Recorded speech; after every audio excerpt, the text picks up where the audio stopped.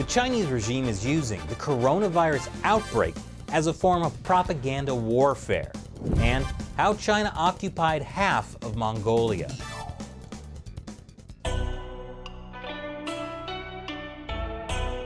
This is China Uncensored. I'm Chris Chappell. As more information comes out about the deadly coronavirus, we are finally getting answers. There's been a lot of questions about where the blame for the virus's spread should lay.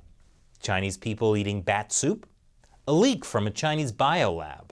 A cover-up at the highest levels of the Chinese Communist Party? No, turns out America's to blame. Chinese social media sites are pushing the idea that the virus really originated in the United States.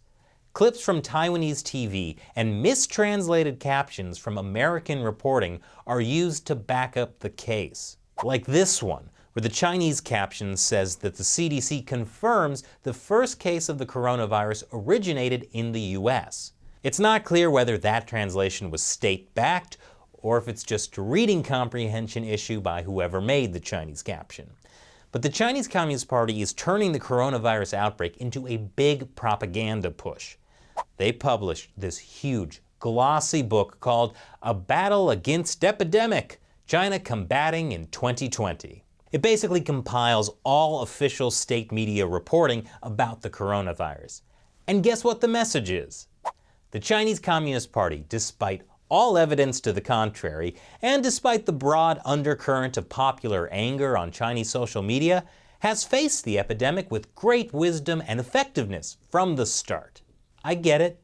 We all believe we're the hero of our own story, even if we're an authoritarian dictatorship that routinely kills our own citizens. To be clear, I'm not using the royal we here. Anyway, the book has gotten rave reviews in Chinese media, not least because it was published by their ultimate boss, the Central Committee Publicity Department, formerly known as the Propaganda Department. The Chinese regime is also taking the propaganda battle to American social media banned in China, like this poll by state-run Xinhua News. In China's fight against the coronavirus outbreak, which part impresses you most? Gosh, there are so many good choices. It also doesn't help that the World Health Organization is lavishing praise on how the Chinese Communist Party has responded to the outbreak. One WHO official even said this. If I had COVID-19, I want to be treated in China. Yes, will it be the box treatment for you, sir? Or the welded in your home to starve treatment? Or perhaps the more plebeian, thrown into a hastily built, overcrowded quarantine center treatment. Meanwhile, the popular WeChat messaging app has been censoring coronavirus content for months.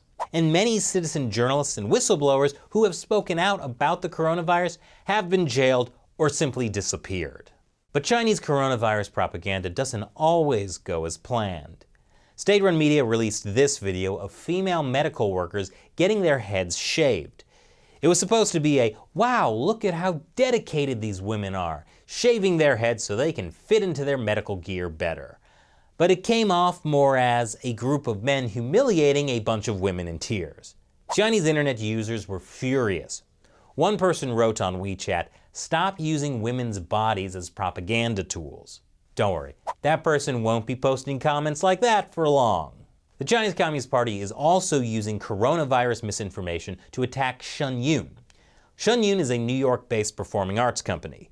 According to its website, its mission is to revive traditional Chinese culture through the arts. It was also started by Falun Gong practitioners. So, the Chinese Communist Party really hates Shenyun. But since it's based in the US, they can't touch it.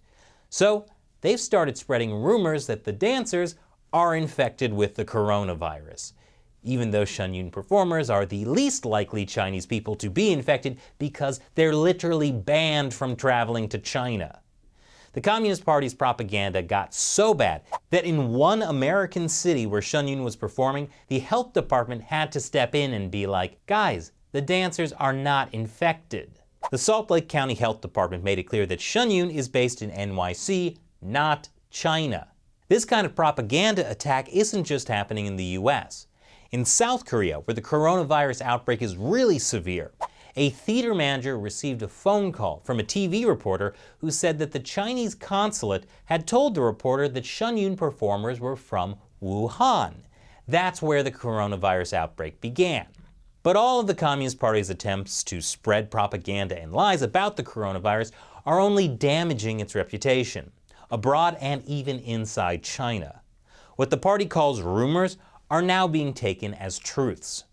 Rumor is just a prophecy far ahead of our times, says a quote widely shared online in China in recent weeks. Taiwan is also accusing the Chinese regime of spreading disinformation, calling it cyber war. This week, Taiwan's government reported an increase in fake online reports about the coronavirus on the island and blamed China's internet army for being behind the misinformation. I mean, just because there's an outbreak of a deadly disease doesn't mean you have to stop being petty. And coming up after the break, why does China occupy half of Mongolia?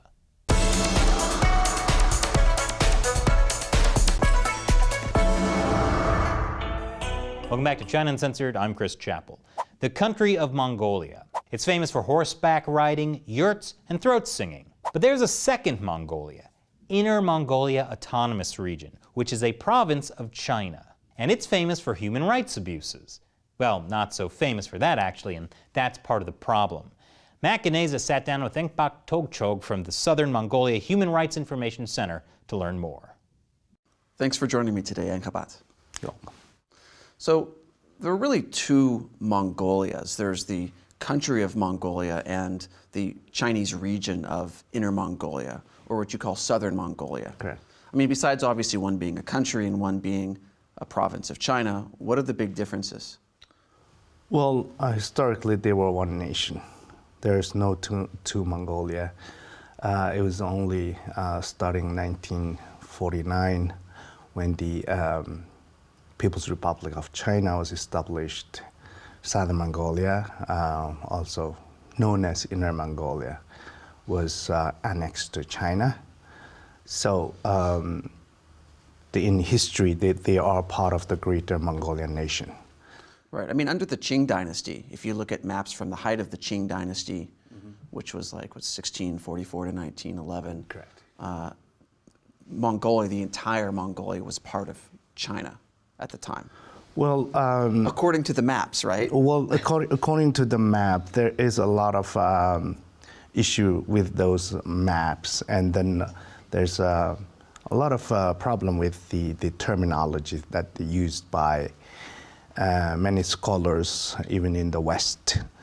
For example, Qing dynasty is not Chinese. Is Manchu's Qing. It's not China's Qing, right?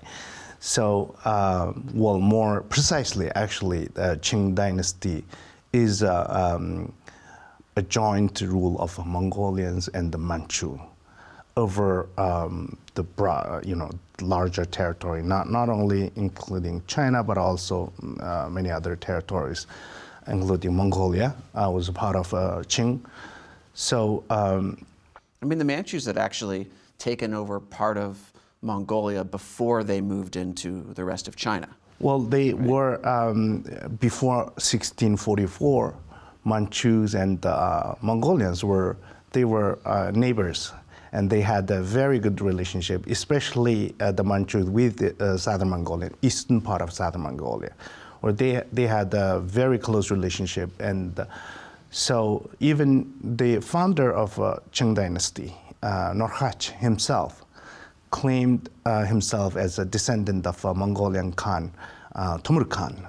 So they at the beginning of the Qing dynasty, it was really, Manchu really considered themselves as a legitimate descendant of Mongolian nation. So really, China has been part of Mongolia for hundreds of years. Yes, that was during the the Mongolian Empire. China was just one province of greater Mongolian. Right, so China's Empire. been part of Mongolia since ancient times, right? Yeah, That's well, the way to phrase it, I think. But now the Chinese are claiming that Mongolia, not only Mongolia, Tibet, and also Uyghurs were part of China from long time ago, since the few thousand years ago, but which is not true. I mean, the Mongolia actually is a separate nation. If you look at the history between Mongolia and China, right, there's a Great Wall between Mongolia and China. Right, the Great Wall is sort of at the southern border of what today is the Chinese Inner Mongolia. Right. So yes, first of all, the term, I would like to say a few words on the terminology that you use, Inner Mongolia. You also use a terminology about Southern Mongolia. Ne Mungu in yes, Ne Mungu. The term Inner Mongolia is highly propagandistic, and it's highly Sinocentric terminology. Of a direct translation of the Chinese term called Nemengu. It's implying that this part of Mongolia is integral part of China or inner part of China. So there's a territorial claim with this terminology, and so and then on the other hand, if you look at the history of Mongolia, if you look at the map of Mongolia, so when you say inner, you are standing in Beijing or heartland of China, and then it looks to the Chinese. The Southern Mongolia looks inner, and the Northern Mongolia looks like outer. But if you look at the if you stand in Mongolia and look at the map, then it's inner is actually the independent country of Mongolia should be inner, and Southern Mongolia is outer. And actually, there is a very interesting book published in early 20th century by Danish traveler. His name is Henning Haslund. The book is entitled "In Secret Mongolia." There's a very interesting map published in the book, showing that Inner Mongolia is independent country of Mongolia. Outer Mongolia is Southern Mongolia. So it's really depend on the from whose perspective you look at the map. So, but we traditionally never say ourselves as inner, because there's no reason for us to say inner and outer. We just, the term Southern Mongolia is from the Mongolian word Over Mongol. All Mongolians still use today Over Mongol, which means Southern Mongolia, south of Gobi Desert. Northern Mongolia, which is independent country of Mongolia, Outer Mongol.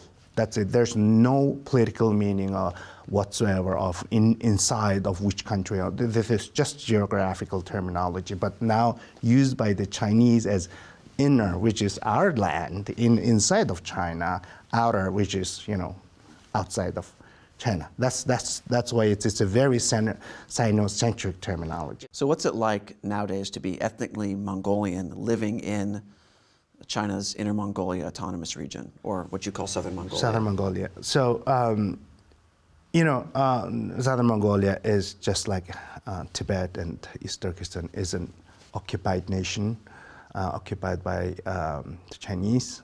It's a Chinese colony.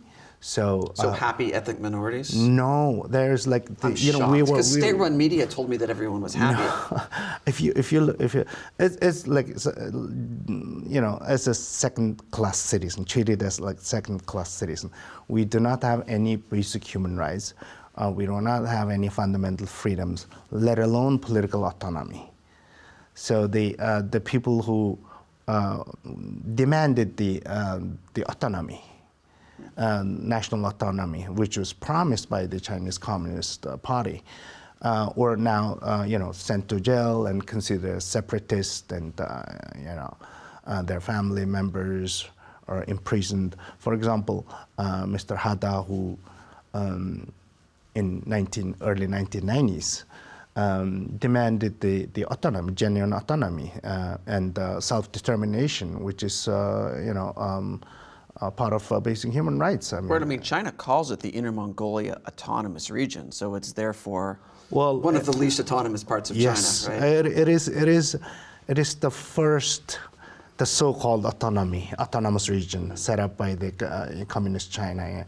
And then they, again, Southern Mongolia was always the guinea pig of Chinese all, ethnic policies, including, like the ethnic autonomy, which was experimented in Southern Mongolia first, and then they realized that this model works. So they used the same model in Tibet and in East Turkestan. So and then when there is every time when there is a political movement, especially toward the ethnic minorities, so-called ethnic minorities, it is experimented in Southern Mongolia. So, for example, during the 1960s and 70s. Because of Cultural Revolution. Cultural Revolution. During that period of time, the Chinese government carried out the large-scale genocide in Southern Mongolia. And then at that time, the total population of Southern Mongolia was 1.5 million, and 1/3 of the population was impacted. And then they killed thousands and thousands of people. They killed at least 100,000 Mongolians. 100,000 100,000 Mongolians, and then 500,000 were imprisoned, sent to jail, and tortured and maimed. So even Chinese government official statistics support this. 100,000 Mongolians were killed just for being who they are, just for being basically Mongolian. for being their ethnicity. Yes. It's interesting because the Communist Party claims to be the party for all races and peoples, and then they're super racist against Mongolians, against Tibetans, against Uyghurs, right? It's just like they go by what's the race of the person, and they persecute these groups. I like the word the racist you mentioned. Yes, it is. Chinese are the most racist people I have ever seen. Well, the Chinese Communist Party, let's say. If you look at the Chinese history, right? So Great Wall is there. It is the earliest evidence of racial segregation in human history. And it is testimony to the history between the Mongolians and the Chinese. So for thousands of years, the racial segregation is never new to the Chinese. If you look at the history, right, the Great Wall was built in 2,000 years ago, and then at that time they already, racially segregate people. They call the people in the north as all barbarians, one word, and then the Tibetans, Mongolians. I think they were jealous because Mongolians are so good at wrestling. Well. It's a part of Mongolian, tradition, right? The wrestling and Mongolians not only is really strong people, physically fit, but also it's a very they good at waging wars, and the Mongolians. The horseback riding. Yeah, like horseback riding. And the Mongolians are warrior people, and not only that, Mongolians are really good at conquering other nations and then administering the other nations. Actually, if you look at the Mongolian history in the 13th century, especially under the Kublai Khan's time, and in that time, Mongolia was actually international nation. It was very diverse, and then the capital of Mongolia had probably just like modern day New York. There's so many. Pizza. Yes, everything. All modern ideas. For example, the embassy, the passport, and the postal service. In the 1200s? All these religious freedom, world's first religious summit was held in the capital of Mongolia at that time. And then all major religion were freely debating, and then the Mongolia were really open-minded people, and not like the ones that described by the Chinese, and then Mongolians are barbarians, illiterate. No, the Mongolians are very open people, and They had a really amazing issue. At that time... Was you saying the Chinese Communist Party has been inaccurate in its descriptions, like it's been lying, perhaps? Well, of course, it's not only inaccurate. There's there's a lot of racial discrimination in describing Mongolian history, portraying Mongolian history. So, what is the Southern Mongolia Liberation Movement? Well, as I mentioned earlier, Southern Mongolia liberation movement has never stopped, starting the early 20th century when the independent country of Mongolia restored the independence. All part of Southern Mongolia really, joined the movement. And then, 1930s, Southern Mongolia set up their own independent government, military, and then 1945, after the Second World War ended, Mongolia was partitioned into two Mongolia, right? Southern Mongolia became officially part of China, and Northern Mongolia became an independent country. So the liberation movement or the independence movement, I mean, because you hear about there's the Free Tibet independence movement and there's an East Turkestan independence movement for Uyghurs. Yes. And then, so this is similar to those? Yes, this is, there are not only inside Southern Mongolia, but also outside Southern Mongolia. There have been a number of organizations, movements, still very active. Well, you're outside of Southern Mongolia, obviously. Yes. Lucky for you, because otherwise you. Yes, I'm the lucky one. Yes. We are unlucky. We under the Chinese. We were, my people are under the Chinese colonial regime. But personally, I'm lucky. I was able to get out of there and then enjoy freedom here. Yes, there are a number of organizations still very active in fighting for the freedom or independence of Southern Mongolia abroad. So the Chinese Communist Party would label someone like you a dangerous separatist trying to split up China. Yes. Right? So is there another solution that doesn't require independence, a solution where you could have what you want but still be within the People's Republic of China? Well, this is actually, history tells us that there's no other way to become, free under the Chinese colonial regime. So this is, to the Mongolians, to the Southern Mongolians and Tibetans and Uyghurs, same. It is not really the problem of communism, actually. This is colonialization. It's not communism. It's an issue of colonization. So the Chinese Communist Party is a colonial hegemon. Oh yes, of course. So, but the problem is it's not only just the communist problem. We have double problem. One is communism, Chinese Communist Party, of course. The other one is colonization. I mean, this is just so. Even after the Chinese Communist Party regime collapsed, there's still a big question. The Mongolians and Tibetans need to be free.